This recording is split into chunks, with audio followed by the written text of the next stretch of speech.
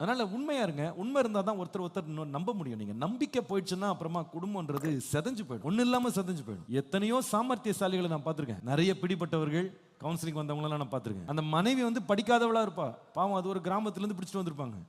அவளுக்கு இந்த புது உலகம் இந்த நவ நாகரிகம்லாம் ஒன்றும் தெரியாது. அவள் வெகுளியாக வந்து உட்கார்ந்துருப்பா. இவர் பார்த்தீங்கன்னா ஊரே விட்டுருவார். அவ்வளவு சாமர்த்தியசாலி. நகரத்துல பிறந்தவர், நகரத்துல வாழ்ந்தவர், செல்போன்ல என்னென்ன மறைச்சு வைக்கணும் எல்லாம் தெரியும்.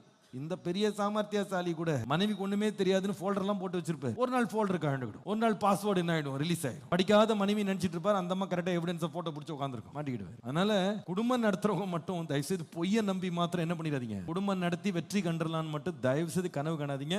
இன்னைக்கு இல்லைனாலும் என்னைக்கா ஒரு நாள் என்ன வந்துடும், உண்மை வெளியே வந்துடும். அதுக்கு பதிலாக உண்மையா வாழுங்க. பண விஷயத்துல உண்மையா இருங்க, பொருள் விஷயத்துல உண்மையா இருங்க, பேச்சுல உண்மையா இருங்க, கொடுக்கல் வாங்கல்ல உண்மையா இருங்க, சொல்ற வார்த்தைகள்ல உண்மையா இருங்க. எல்லாத்துலயுமே நம்பகத்தன்மையை கற்றுக்கொள்றதுக்கு கடைபிடி